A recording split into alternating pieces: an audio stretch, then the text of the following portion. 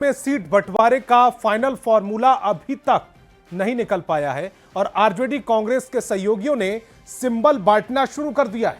CPI ML ने उन सीटों पर भी टिकट बांटना शुरू कर दिया जिस पर सीट बंटवारे में आरजेडी दावा ठोक रही थी। रिपोर्ट दिखाते हैं।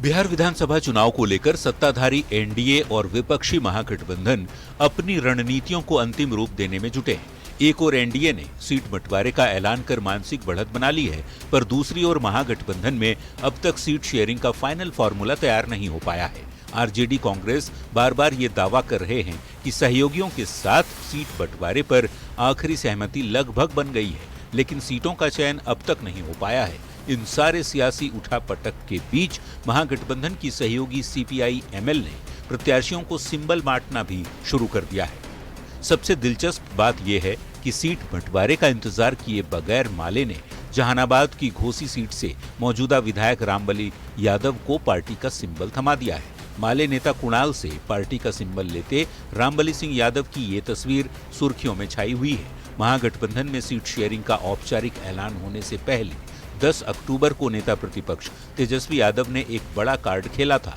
तेजस्वी ने शुक्रवार को मगध इलाके के दूसरे बड़े भूमियार नेता जगदीश शर्मा के बेटे राहुल शर्मा को आरजेडी में शामिल कराया था, जिन्हें इसी घोसी सीट से उम्मीदवार बनाने की चर्चा थी, जिस सीट पर वाम दल ने अपना कैंडिडेट उतार दिया है। एक ओर तेजस्वी यादव ने भूमिहार कार्ड खेला तो दूसरी ओर सीएम नीतीश ने भी भूमिहार दांव लगाया। जगदीश शर्मा के बेटे राहुल शर्मा को टक्कर देने के लिए मुख्यमंत्री नीतीश ने अपने पुराने साथी और पूर्व सांसद अरुण कुमार और उनके बेटे ऋतुराज को जेडीयू में ले आए। पहले से चर्चा थी कि अरुण कुमार अपने बेटे ऋतुराज को जहानाबाद की घोसी सीट से उम्मीदवार बना सकते हैं।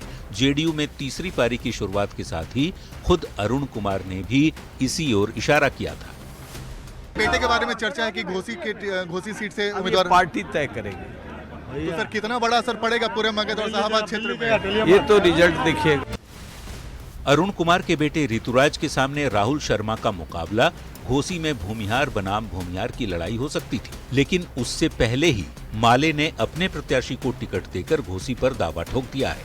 पालीगंज सीट पर भी संदीप सौरभ को टिकट देकर सीपीआई एमएल ने साफ कर दिया है कि सीट बंटवारे का इंतजार अब और ज्यादा नहीं, क्योंकि सब्र का बांध टूट रहा है। वाम दल की ओर से टिकट बंटवारे पर कयासबाजी भी शुरू हो गई है।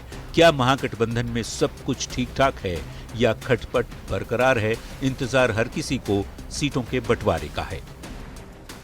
पटना संवाददाता संजय कुमार के साथ ब्यूरो रिपोर्ट, न्यूज़ 18।